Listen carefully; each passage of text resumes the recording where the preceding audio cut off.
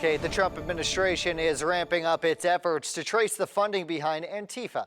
At the president's roundtable Wednesday, officials describing the coordinated campaign to expose the networks that they believe are fueling nationwide unrest. The roundtable is part of the administration's broader push to confront domestic unrest. The National News Desk's Jeff Harris reports. At Wednesday's roundtable, President Trump went into more detail about the administration's whole-of-government approach to investigate, disrupt, and also dismantle Antifa, including a major push to expose its funding networks and dark money sources.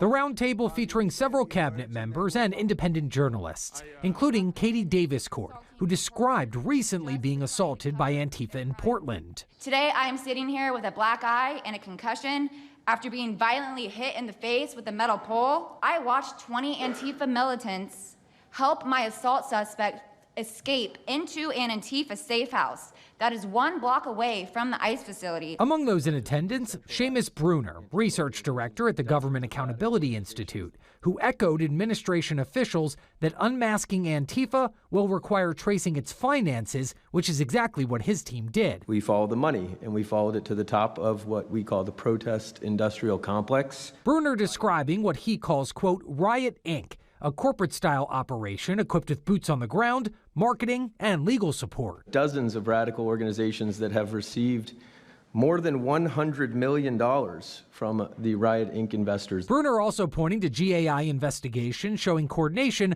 across cities like Portland, Seattle, and Chicago, involving people who were paid and transported to participate in the unrest.